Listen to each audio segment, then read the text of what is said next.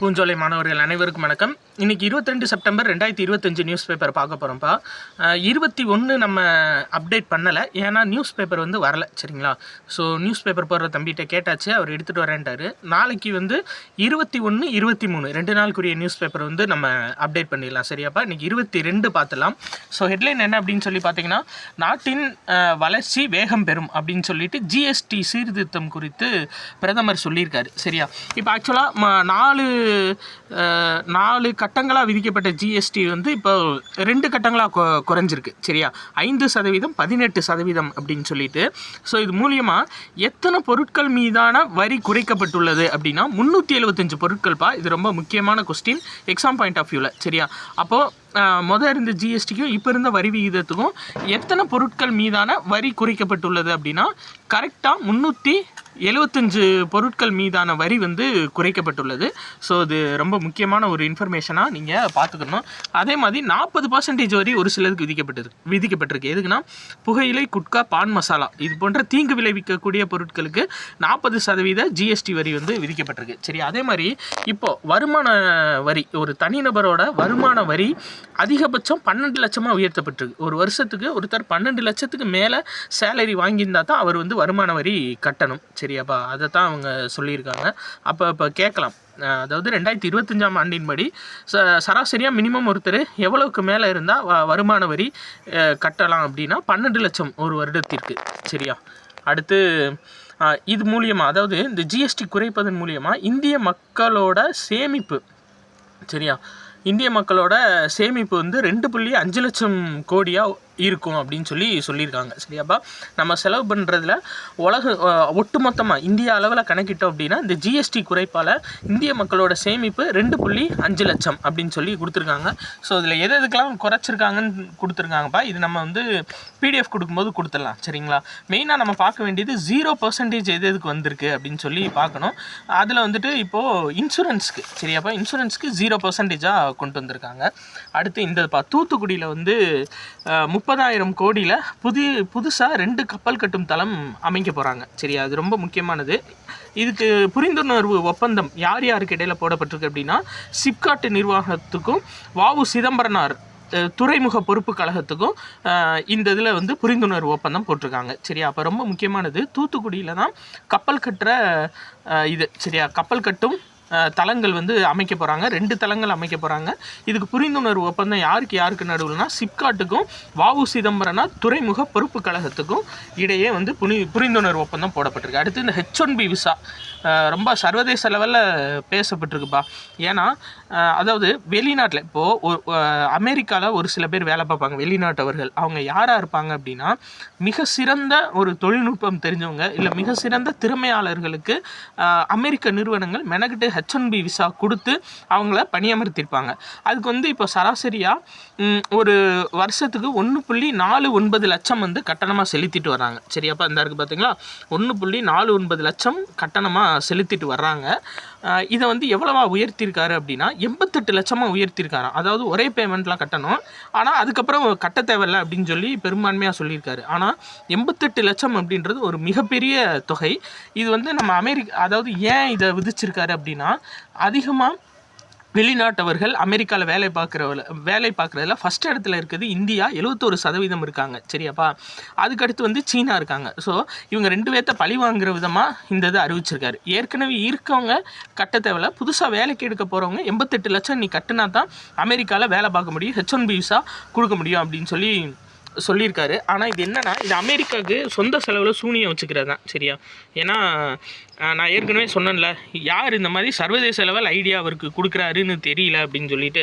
அதாவது உலக வர்த்தக ஆய்வு நிறுவனம் இருக்குப்பா. சரியா? இதில் வந்து அஜய் ஸ்ரீவஸ்தவா அவர் தான் வந்து இதுக்கு தலைவராக இருக்கார். இவர் என்ன சொல்கிறாரு அப்படின்னா, அதாவது அமெரிக்காவில் இந்தியர்களை வேலைக்கு கூப்பிட்றது பதில் இனி என்ன செய்வாங்கன்னா அமெரிக்க நிறுவனங்கள் திறமையானவங்க ஒருத்தவங்க இருந்தால் அவங்களுக்கு வந்து ஒர்க் ஃப்ரம் ஹோமாக இந்தியாவிலேயே கொடுத்து இந்த சேலரியை இந்தியாவுக்கே கொடுத்துருவாங்க. அதனால் இதுக்கு வந்து அமெரிக்கானுக்கு தான் இது வந்து பாதிப்பு. ஏன்னா அவங்களோட உள்நாட்டு உற்பத்தி பாதிக்கும். அது போக வந்து பார்த்தீங்க அப்படின்னா இப்போ ஒருத்தவங்க தங்கியிருந்தாங்கன்னா அங்கே போய் தேவையான பொருட்கள் வாங்குவாங்க, அதுக்கான அந்த விற்பனை உயரும். ஸோ இந்த மாதிரி நிறையா பிஸ்னஸ் வந்து அமெரிக்காவுக்கு தான் அடி வாங்கும். இது தேவையில்லாமல் செய்கிறாப்புல அப்படின்னு சொல்லி ஸ்ரீவஸ்தாவா சொல்லிட்டார். சரியா, உலகளாவிய வர்த்தக நிறுவனத்தோட தலைவர். ரைட்டுப்பா. அடுத்தது இது ரொம்ப முக்கியமான கொஸ்டின் என்ன அப்படின்னு சொல்லி பார்த்தீங்கன்னா, அதாவது பூம்புகார், அதாவது தமிழக அரசு கைத்திறன் வளர்ச்சிக் கழகம் பூம்புகார் சார்பில் ஒரு போட்டி நடத்தியிருக்காங்க. என்னென்னா சுடுமண் பொம்மை போட்டிகள். இதில் வந்து மதுரை மாவட்டம் விளாச்சேரியை சேர்ந்த ஹரிகிருஷ்ணன் அவர் வந்து பரிசு வாங்கியிருக்காருப்பா. சரியா, அதாவது யானை மேலே ஐயனார் உட்காந்துருக்க மாதிரி ஒரு சிலை, சுடுமண் சிலை செஞ்சுருக்காரு. இவர் தான் அவர். சரியா, ஹரிகிருஷ்ணன். அவருக்கு வந்து சிறந்த, அதாவது இந்த சிலை மாநிலத்தின் சிறந்த சுடுமண் களிமண் பொம்மையாக தேர்வு செய்யப்பட்டுள்ளது. ரொம்ப முக்கியம். சரியாப்பா, யாருக்கு கொடுத்துருக்காங்க அப்படின்னா ஹரிகிருஷ்ணன். ஓகேவாப்பா. அதே மாதிரி சிறந்த கலைஞர் என்ற மாநில அளவிலான விருது கொடுத்துருக்காங்க. 1 லட்சம் ரூபாயும் 4 கிராம் தங்கப்பதக்கமும் இவருக்கு வந்து பரிசாக கொடுத்துருக்காங்கப்பா. ஸோ இது ரொம்ப முக்கியமாக நீங்கள் ஞாபகம் வச்சுக்கோங்க. சரியா, அடுத்தது பார்க்கலாம். ஏற்கனவே பூம்புகார் மாநில விருது பார்த்தோம், அது வேறு இது வேறு. சரியா, ஓகே. வேறு இந்த தீவிர திருத்தப்பட்டியல் நம்ம 2025 தமிழ்நாட்டுக்கும் பண்ண போகிறாங்க அப்படின்னு சொல்லி சொன்னோம்லப்பா. இதுக்கு முன்னாடி வந்து பார்த்திங்கன்னா 2002 இந்த தீவிர திருத்தப்பட்டியல் தமிழ்நாட்டில் மேற்கொள்ளப்பட்டிருக்கு. சரியா, ரைட், ஓகேப்பா. புதுசாக ஒரு பறவை கற்றுது, என்ன பறவைன்னு தெரிலப்பா. அது மஞ்சள் கலரில் இருக்குது தலை. சரி, ரைட், ஓகே. நிறையா பேர் கேட்குறீங்கப்பா, வந்து நீங்கள் வீடியோ எடுக்கும்போது பறவை கற்று சார் இப்போ என்ன அப்படின்னு சொல்லிட்டு. இப்போ வந்து அதிகாலையில் வீடியோ எடுக்கிறேன், அதனால இது பண்ணல. இப்போ இந்த வீடியோ வந்து அதே ஈவினிங் டைம் தான் எடுத்துகிட்ருக்கேன். ஏன்னா ஒரு சில பறவைகள் சத்தம் வந்து கேட்குது.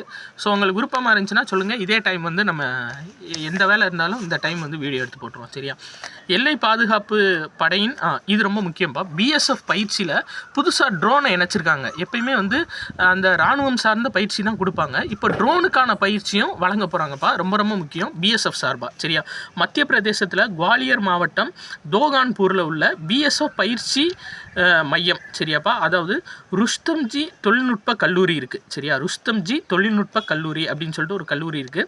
அங்கே மாணவர்களுக்கு ட்ரோன் தொழில்நுட்ப ஆய்வகம் வந்து தொடங்கப்பட்டிருக்குப்பா. பிஎஸ்எஃப் சார்பாக துவங்கப்பட்டிருக்கு. சரியா, மத்திய உள்துறை அமைச்சகத்தின் கீழ் துணை இராணுவ படையால் நடத்தப்படும் ஒரே கல்லூரி இந்த கல்லூரி தான். சரியா, எது அப்படின்னா, அதாவது துணை இராணுவ படையால் மத்திய உள்துறை அமைச்சகம் சார்பாக நடத்தக்கூடிய ஒரே கல்லூரி ருஸ்தம்ஜி தொழில்நுட்ப கல்லூரி. சரியாப்பா, எங்கே இருக்குன்னா மத்திய பிரதேச மாநிலம் குவாலியர் மாவட்டம் தோகான்பூரில் இருக்குது.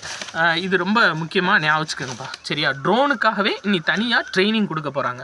அடுத்து ஒவ்வொரு ஆண்டும் 500 பேருக்கு பயிற்சி அளிக்க திட்டமிடப்பட்டுள்ளது அப்படின்னு சொல்லியிருக்காங்க. ஏன்னா இப்போ உலகத்தோட போக்கு வந்து மாறுது. மாதிரி இராணுவ வீரர்கள் போய் சண்டை போடாமல் இப்போ எல்லாமே ட்ரோன் தொழில்நுட்பமாக மாறிட்டு வருது. அதுக்கேற்றாப்புல இதையும் சேஞ்ச் பண்ணிட்டு வர்றாங்க. அடுத்து மறுபடியும் இங்கே பாருங்களேன், சீனா மாஸ்டர்ஸ் பேட்மிண்டன் போட்டி. இதில் வந்து இந்தியாவோட சாத்விக் சாய்ராஜ் ராங்கிரெட்டி சிராக் செட்டி கூட்டணி வந்து வெள்ளி பதக்கம் வாங்கியிருக்காங்கப்பா. இங்கே பாருங்கள், எங்கே போனாலும் இந்த இணை வந்து ஜெயிச்சுட்டு வர்றாங்க. அப்போ கட்டாயம் கேட்கலாம், சாத்விக் சாய்ராஜ் ராங்கிரெட்டி சிராக் செட்டி இவங்க 2 பேரும் எந்த விளையாட்டுடன் தொடர்புடையவங்கன்னா பேட்மிண்டன் போட்டிப்பா. சரியா, இதை மெயினாக ஞாபகம் வச்சுக்கோங்க. அடுத்து பாருங்கள், இந்த தேசிய கார் பந்தயம் வந்து நடந்திருக்குப்பா. இதில் பார்த்தீங்கன்னா நிறைய பிரிவுகள் கீழே நடந்திருக்கு. இதில் நம்ம முக்கியமாக பார்க்க வேண்டியது, அதாவது ஃபார்முலா 200 அப்படின்ற பிரிவில் வந்து பெங்களூரோட இளைஞர் இஷான் மாதேஷ் அவர் வந்து வெற்றி பெற்றிருக்காரு. சரியா, நான் அப்படியே காமிக்கிறேன், நீங்கள் பாஸ் பண்ணி கூட எழுதிக்கங்க. இதில் நம்ம நிறையா இப்போ இது பண்ண தேவையில்ல, பார்க்க தேவையில்ல. ஏன்னா நம்ம இதில் மெயினாக பார்க்க வேண்டியது ஒன்று தான்ப்பா. அதாவது இது மட்டும் பாருங்கள், ஃபார்முலா LGP 1300 அப்படின்னு சொல்லிட்டு ஒரு பிரிவு நடந்திருக்கு. இதில் நவி மும்பையோட ஆதித்யா பட்நாயக், திருப்பூரோட வினித்குமார் சிறப்பிடம் பெற்றனர். அப்போது வினித்குமார் எந்த விளையாட்டுடன் தொடர்புடையவர்னு கேட்பாங்க. ஏன்னா இவர் தமிழ்நாட்டை சேர்ந்தவர். அப்போ வினித்குமார் வந்து கார் பந்தயத்துடன் தொடர்புடையவர். சரியாப்பா, இதை நீங்கள் ஞாபகம் வச்சுக்கோங்க. வேணும்னா அதை பாஸ் பண்ணி எழுதி வச்சுக்கோங்க, நிறையா தேவையில்லை. சரியா, அடுத்து இந்த இது ரொம்ப முக்கியம்ப்பா. என்ன அப்படின்னா, அதாவது சீனாவில் நடைபெற்ற சர்வதேச பாரா பேட்மிண்டன் போட்டி நடைபெற்றிருக்குப்பா சீனாவில். இதில் இந்தியாவுக்கு 2 தங்கம் 3 வெள்ளி அப்படின்னா 5 பதக்கங்கள் வாங்கியிருக்காங்க. இதில் வந்து பிரமோத் பகத், சுகத் கடம் இவங்க 2 பேரும் 2 பதக்கங்கள், ஒவ்வொருத்தவங்களும் தனித்தனியாக 2 பதக்கம் வென்றிருக்காங்கப்பா. சரியா? அப்போ இதை ஞாபகம் வச்சுக்கோங்க.